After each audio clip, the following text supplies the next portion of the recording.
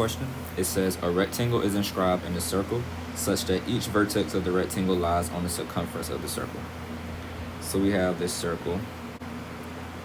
Okay. Each vertex of the rectangle lies on the circumference of the circle. Cool. It says the diagonal of the rectangle is twice the length of the shortest side. So I'm going to draw in my diagonal. And this is twice the length of the shortest side. So my shortest side can be represented as S. The diagonal is 2 times S. It says the area of this rectangle is 1089 times root 3 square units. So I'm going to write that. Area equals 1089 times root 3. And it asks, what is the length in units of the diameter of the circle? Well, since each corner of the rectangle is touching the circumference of the circle, our diameter is literally just this diagonal line because it goes from one side to the other side.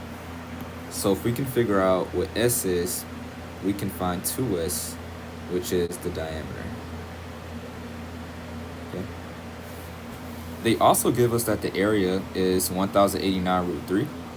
We know the area of a rectangle is length times width. In this case, our length is S and our width is unknown, but we know that each angle in a rectangle is a right angle. So we really have a right triangle here. And if you know your special right triangles, if we have the hypotenuse is 2 times the side length of the shorter side, we have a 30, 60, 90 triangle. And we can use the formula reference sheets that they give us. If you look here, we have this same relationship. We have the hypotenuse, which is across from the right angle, is 2 times the side length of the smallest side. So that means this last side has to be x root 3. In our case, we chose the variable s, so it's s root 3.